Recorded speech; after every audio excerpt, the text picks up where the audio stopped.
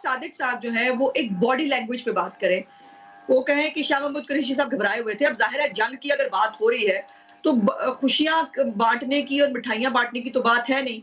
और यकीनन किसी भी स्टेट के लिए वो एक कंसर्न का बायस होती है कि जंग कोई अच्छा ऑप्शन नहीं होता। और कश्मीर का जब वाक़या हुआ 5 अगस्त वाला, उसके बाद मुज़फ़्फ़राबाद में बैठकर 14 अगस्त को शाह महमूद कुरैशी साहब ने खुल के कहा कि जंग कोई ऑप्शन ही नहीं है हमारे लिए।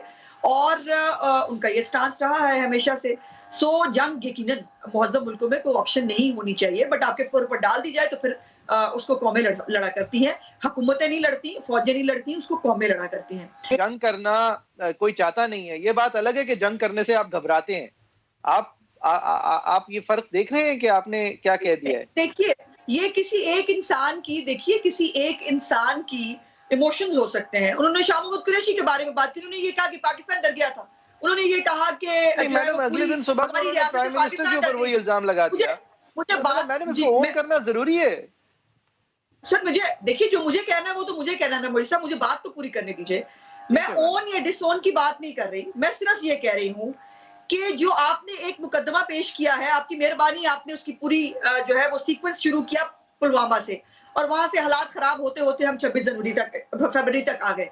अब पुलवामा के ऊपर जहाँ रियासत-ए-पाकिस्तान, किसी एक शख्स की बात नहीं हो रही, रियासत-ए-पाकिस्तान का एक नैरेटिव रहा कि हमारा इससे कोई लेना-देना नहीं। फेटफ के ऊपर ऑलरेडी जो है वो हम एक क्राइसिस में हैं, और फरवरी के अंदर उसको अब आज इंडियन मीडिया ने कह दिया कि वो फवाद चौधरी साहब की स्टेटमेंट को ले जाएँगे फेटफ के अंदर। मुझे ये बताइए पाकिस्तान को नुकसान किससे हुआ? क्या शाह महमूद कुरैशी साहब की या इमरान खान साहब की जो शान है, उसमें गुस्ताखी से पाकिस्तान को नुकसान हो गया, या इस स्टेटमेंट को जिसको आपने बड़ी कन्वीनिएंटली कह दिया कि स्लिप ऑफ टंग थी? आप मुझे ये बताइए कि किस तरह स्लिप ऑफ टंग थी? पुलवामा के ऊपर उन्होंने क्रेडिट दिया इमरान खान की हुकूमत को। मैं समझता हूं कि नवाज शरीफ साहब इस वक्त एक शिकस्त खुर्दा, मायूसी का शिकार और हारे हुए ज्वारी की तरह बिहेव कर रहे हैं।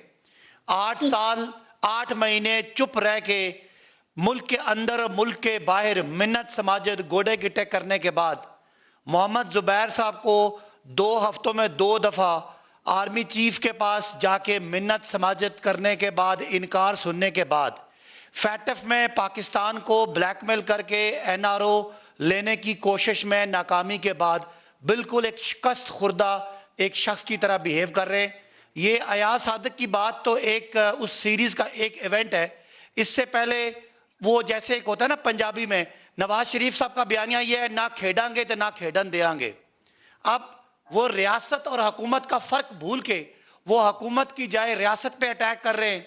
चाहे उनका गुजरावाला का जलसे में उन्होंने फ़ौज के रैंक्स में और फ़ौज की क़यादत में नाम लेके तफरीक करने की कोशिश की, और कोशिश की कि अवाम जो है वो फ़ौज के ख़िलाफ़ खड़े हो जाएं और फ़ौज कमज़ोर हो, जो एक उनका बाकायदा बयानिया है।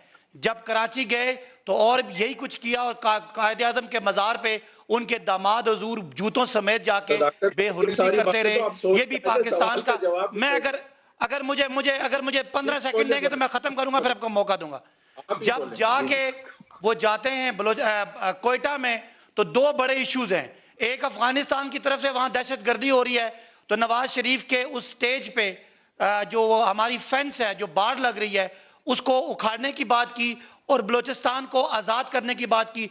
इससे भी हम सब हर्ट हुए और आखिर में इंतहा कर दी। हालिया हिस्ट्री में पाकिस्तान की सबसे बड़ी, मैंने 71 की जंग नहीं देखी, 65 की नहीं देखी, वो मेरे पैदाइश से पहले की थी, लेकिन एक जंग हमने देखी जिसमें पाकिस्तानी फौज ने हमारा दिल खुश किया कि इंडिया को देख के दिखा के दिन के रोशनी में धमकी दे के उनको मारा। और उस पे हमारा ये नवाज शरीफ और इसकी पार्टी दुश्मन का बयानिया लेके हमारी उस जीत को हार में बदल के अपने मुंह पे भी मैं समझता हूं कि बदनामी ली, और फौज का और मुल्क का और रियासत का जो एक बयानिया था, 5th जनरेशन हमारी वॉर जो थी, हमारी जो इंफॉर्मेशन वॉर थी, उसमें हमें हराने की कोशिश की।